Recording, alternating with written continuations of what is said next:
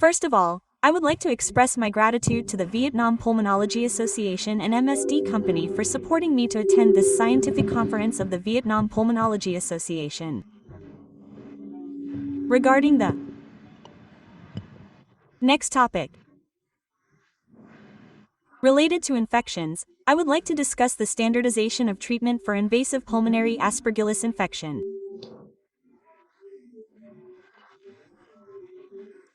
Dear Associate Professor Dr. Dao Hong Min, esteemed professors, Mr. Tan, and all colleagues here, for fungal infectious diseases, especially invasive pulmonary Aspergillus infection, this is a disease that truly poses a burden and challenges for clinicians in clinical practice.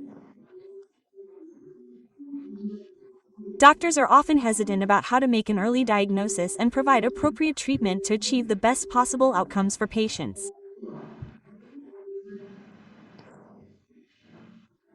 I would like to present images of a patient admitted to Bach Mai Hospital. This is a 42-year-old female patient. She was diagnosed with acute myeloid leukemia in May 2025 at a specialized hematology hospital. In March, the patient also underwent a course of chemotherapy. However, by the end of April, the patient began to show symptoms of respiratory tract infection. These are inevitable developments.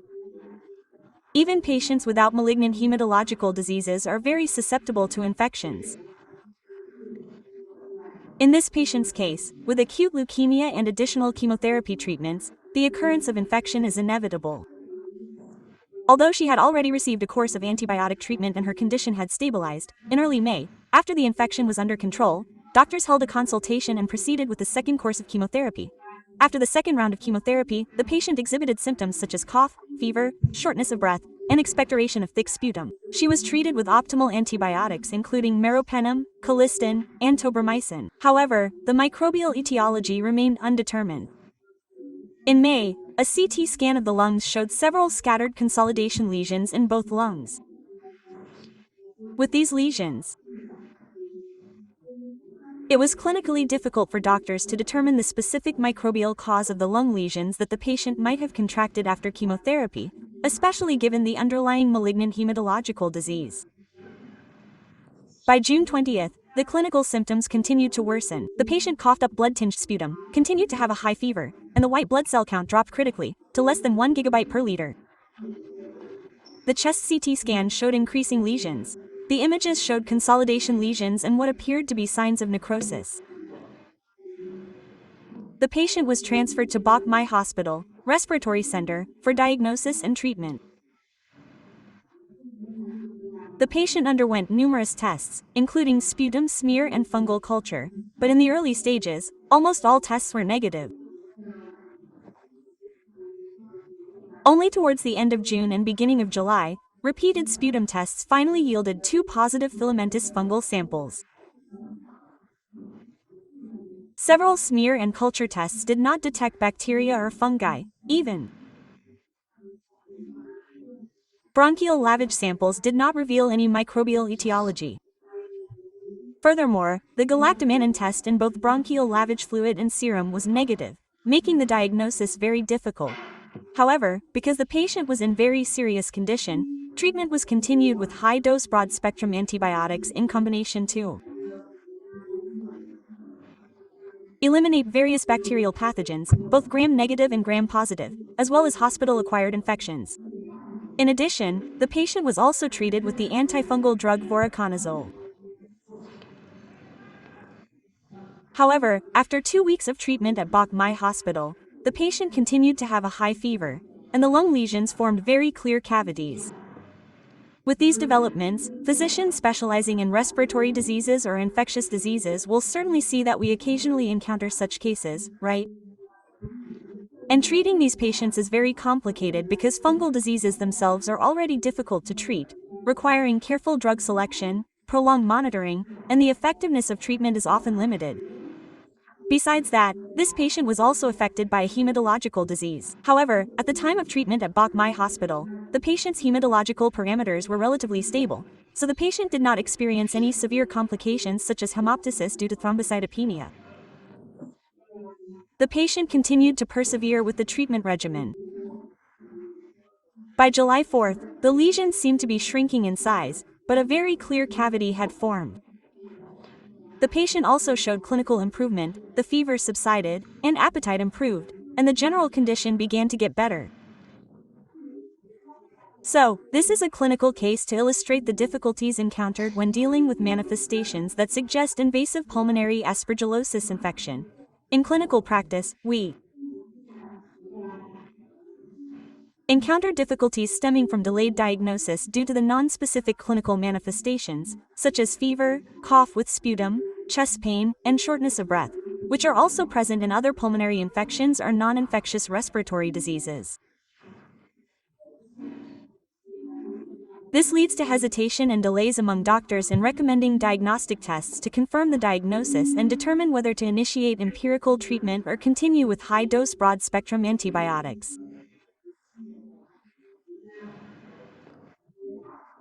Furthermore, the specificity and sensitivity of diagnostic techniques for Aspergillus infection also have limitations. In some hospitals, these techniques may not be available, or there may be a lack of reagents. Sometimes, patients' health insurance coverage may not allow them to undergo these tests at private hospitals, leading to further delays in diagnosis. This hesitation and delay in diagnosis and treatment, especially empirical treatment, can have extremely serious consequences for critically ill patients, leading to worsening conditions and even death.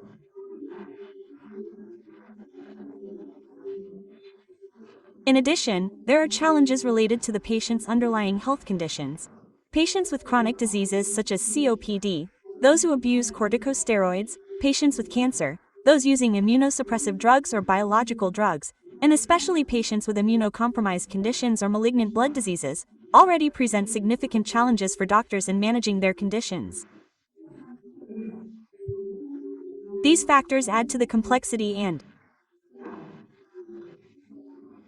make standardizing treatment a truly daunting task. While preparing this presentation, I realized that to standardize the treatment of invasive pulmonary aspergillosis, the first step, regardless of what follows, is to standardize the diagnosis. A correct diagnosis is crucial for the correct treatment approach and the effectiveness of the chosen treatment regimen. If we make a mistake from the beginning, we may not be able to correct it in time, or the correction will be too late, affecting the treatment outcome for the patient. Early diagnosis, as I mentioned earlier, faces many challenges, including the unavailability of certain techniques or the patient's critical condition preventing invasive procedures such as lung biopsy for definitive histopathological diagnosis or obtaining lung samples to identify microbial causes. Standardizing treatment requires standardizing the diagnostic process first. Furthermore, we need to consider whether to initiate treatment immediately with an empirical regimen or to wait for test results, closely monitoring the patient daily and actively pursuing a diagnosis to arrive at a treatment plan. Even with a definitive diagnosis, standardizing treatment still presents many challenges. For example, whether the medication is available, what the drug interactions are like, whether drug concentration can be quantified, and the choice of medication must be based on the reality of antifungal resistance. Fungal resistance is one of the issues that we need to address in standardizing treatment. Regarding the burden of invasive pulmonary aspergillosis, as colleagues know, it involves invasive fungal infection of the lungs and bloodstream. These are the two most common forms of invasive fungal infection. For invasive pulmonary aspergillosis, the annual incidence can reach 2.1 million patients per year. And among this number of patients, about 85%, or about 1.8 million people, will not survive. This is a truly enormous burden. And among the many species of Aspergillus fungi, Aspergillus fumigatus is the most commonly encountered species. Risk factors come from patients with hematological diseases, chronic obstructive pulmonary disease, COPD, HIV, or cancer.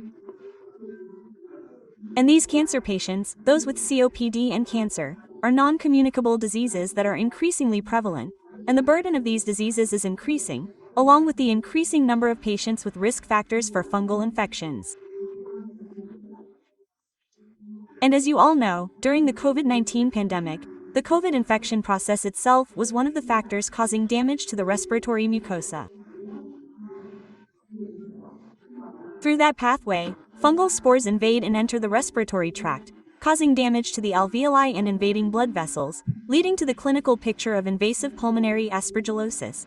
Environmental risk factors stem from changes in temperature and climate, and all these factors can cause fungal spores to proliferate, leading to a higher risk for patients. One of the very important first steps in standardizing treatment is assessing risk factors.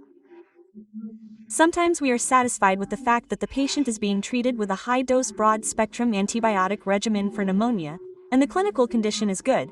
But if we don't assess risk factors, we sometimes miss other diseases, including pulmonary fungal infections. Assessing risk factors typically involves evaluating factors related to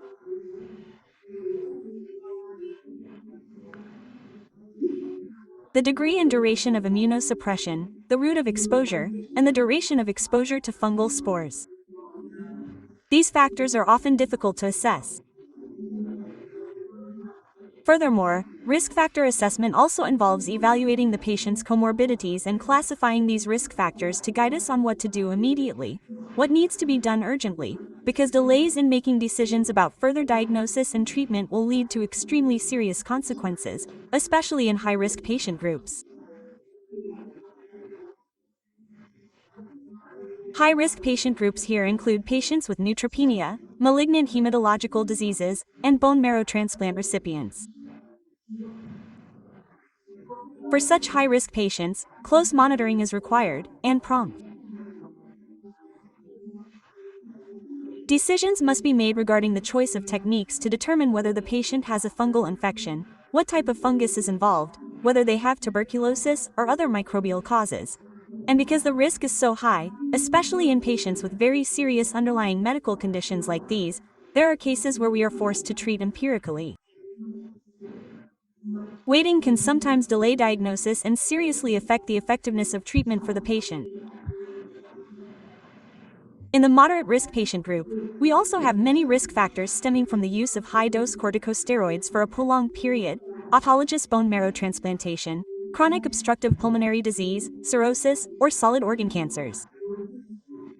For this moderate risk group, we also need to monitor very closely. However, the approach to diagnosis or deciding whether to treat empirically requires very careful consideration. Because, as you know, when deciding whether to treat with antifungal drugs or not, we need certain grounds. Otherwise, we will fall into the situation of overtreatment, and the antifungal drugs used for patients are not cheap, and they also come with many side effects and drug interactions that affect other treatments for the patient.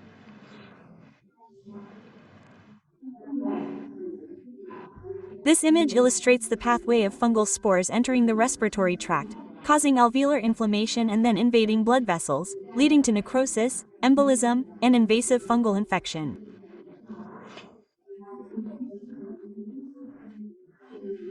This is confirmed when fungi are detected through biopsy specimens or culture of specimens taken from sterile sites in the patient's body.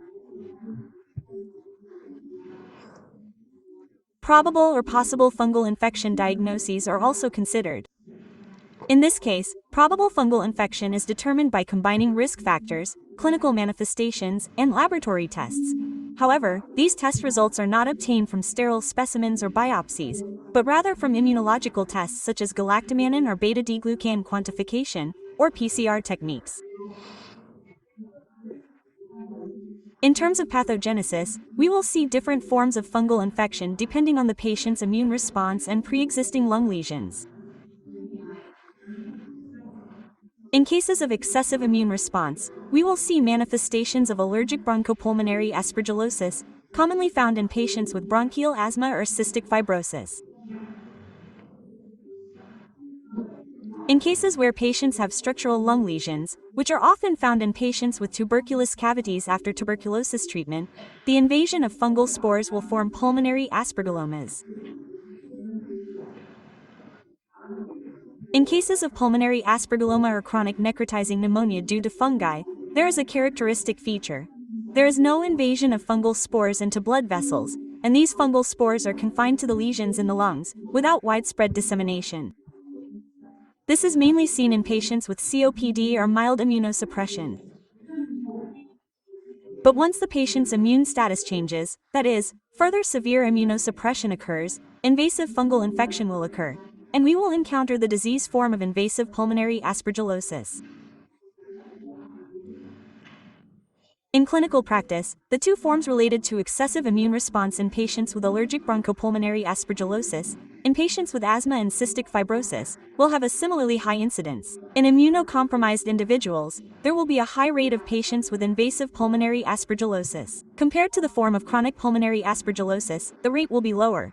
Clinically, as you all know, the symptoms are very non-specific, ranging from fever, cough, sputum production, chest pain, and shortness of breath to manifestations in other organs. Because of this non-specificity, it can sometimes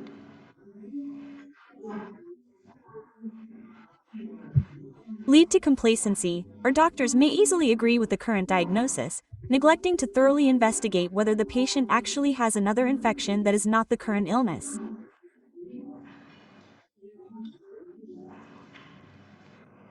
Diagnosis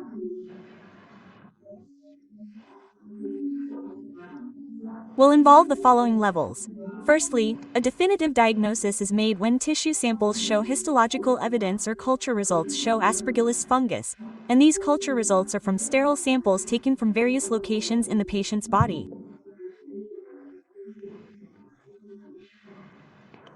With such results, we have a definitive diagnosis.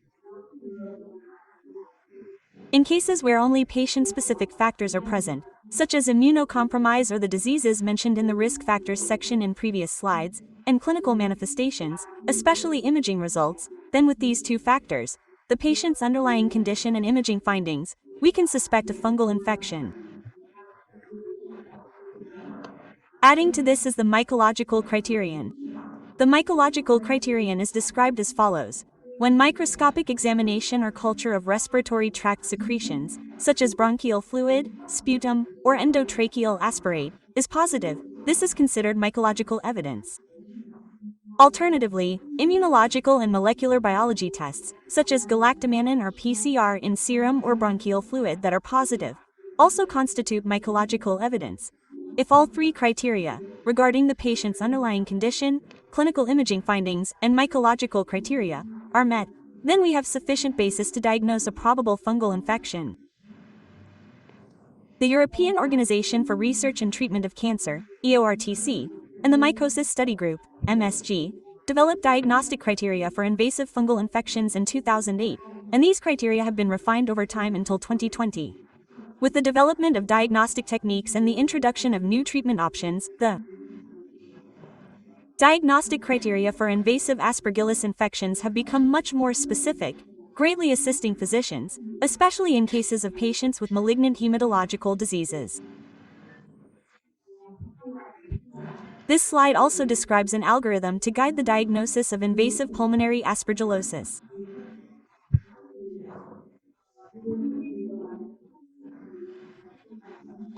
For definitive diagnoses, as mentioned earlier, there must be histological and mycological evidence, with the criterion that the specimen must be taken from sterile sites and the sterile process must be ensured during the biopsy.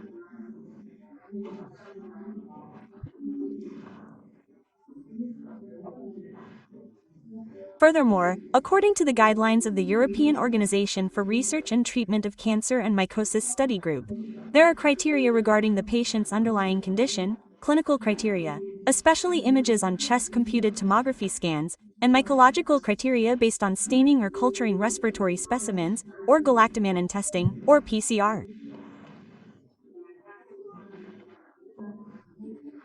If all three criteria are met, we will diagnose probable invasive pulmonary aspergillosis. If only two criteria are met, regarding the patient's underlying condition and imaging findings, then, as in the previous slide, we will diagnose possible fungal infection. And the diagnostic algorithm for invasive pulmonary aspergillosis in ICU units is presented in this slide. The algorithm states that if four criteria are met, the diagnosis is considered presumptive. The first criterion is a positive lower respiratory tract sample for Aspergillus. Other criteria include clinical signs such as fever, cough, chest pain, and dyspnea, as well as abnormalities in imaging and techniques related to semi-quantitative culture or host factors. If all 4 criteria are met, we arrive at a presumptive diagnosis. There is also the concept that if these 4 criteria are not met, we may have a diagnosis of fungal infection, but in a colonized state. That is, it exists in the body but does not manifest any external symptoms. These cases may include fungal tumors, where the treatment approach is different.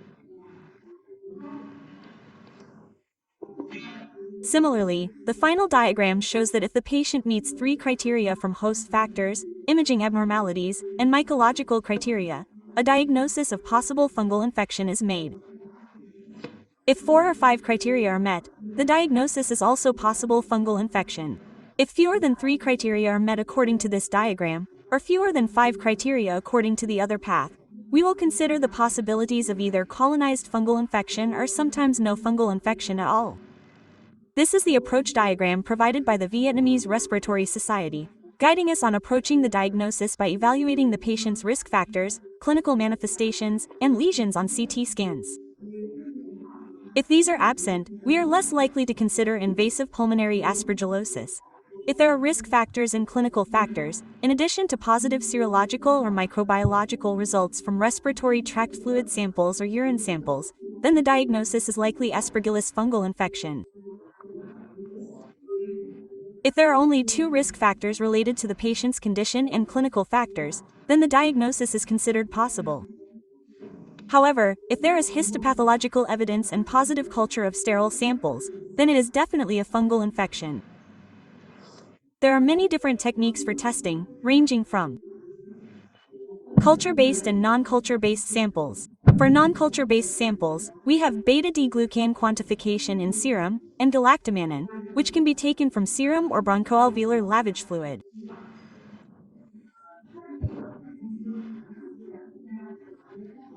More advanced techniques, such as PCR with the Mandatop or PNA fish technique, require positive culture results, after which the sample is used to quickly identify the causative agent, but this takes more time.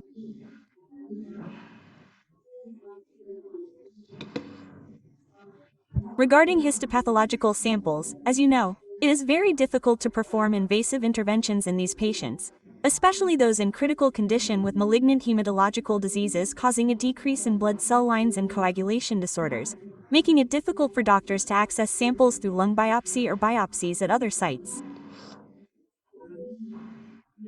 Histological diagnosis is the gold standard for confirming the diagnosis if fungal hyphae are found in sterile samples. Next, regarding treatment standardization, the first step is to address the principles of treatment and targeted treatment once the microbial cause has been identified. However, empirical treatment or prophylactic treatment requires us to determine whether the patient has risk factors and the degree of those risk factors so that we can immediately decide whether to initiate empirical treatment or continue to wait and actively perform other tests for diagnosis. Early treatment should be started as soon as a diagnosis is made, and the treatment duration is prolonged. In addition to targeted antifungal drug treatment, we also need to pay attention to a very important issue. The development of invasive pulmonary aspergillosis infection results from immunosuppression, and treatment requires us to control the immunosuppression by immediately stopping or at least reducing the dose of immunosuppressive drugs, and optimizing the treatment of other comorbidities. Surgical treatment will be considered in some cases. The antifungal drugs include the azole group, the Pauline group, and the echinocandin group. This diagram shows that these antifungal groups act on different mechanisms. For the azole group, voriconazole is the first-line drug for treating fungal infections. However, with voriconazole, we need to monitor drug levels, and drug levels are measured by taking a blood sample 10 to 30 minutes before the next dose. Because it takes at least 5 to 7 days for the voriconazole concentration to stabilize, we should only start taking blood samples to measure the concentration at least 5 days after starting the medication. The minimum voriconazole concentration should be 1 to 5 micrograms per liter. A level below 1 means that our treatment regimen is not strong enough, or the dose is insufficient, or the patient's absorption is inadequate. if the patient is taking oral medication, we need to review whether the patient is adhering well to the medication regimen. We also need to consider the patient's absorption rate, and sometimes, if the concentration is insufficient while taking oral medication, we need to switch to intravenous administration. If the target concentration is between 1 and 5, we will maintain the current dosage. However, if it is above 5 micrograms milligram per liter, we need to consider reducing the dose for the patient because of potential side effects.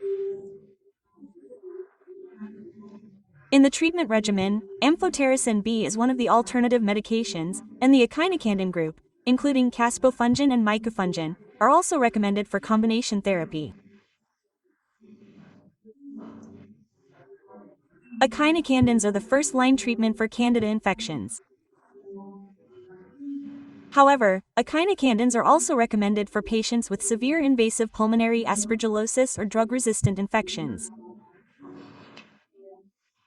In cases requiring empirical treatment, our order of choice is fluconazole, then amphotericin B, followed by caspofungin. However, for the echinocandin group, the FDA recommends caspofungin as the only drug for treating invasive aspergillosis in patients who are resistant to or intolerant of other therapies.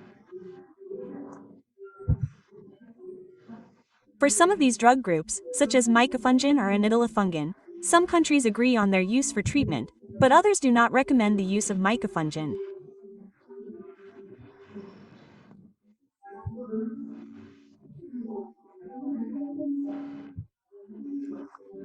For rescue therapy in cases of severe invasive pulmonary aspergillosis, caspofungin is one of the drugs that has shown effectiveness, helping at least 50% of patients who are resistant to or intolerant of previous treatments to show clinical improvement. And when comparing active ingredients such as caspofungin, or micafungin, or anidilafungin, only caspofungin achieved the target response rate and maintained stability in PK/PD when using the caspin active ingredient.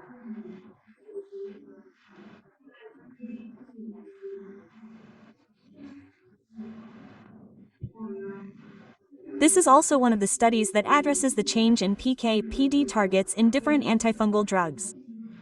Caspofungin is also one of the groups where the percentage of patients achieving the highest PK/PD target is one of the drugs with fewer side effects compared to other antifungal drugs.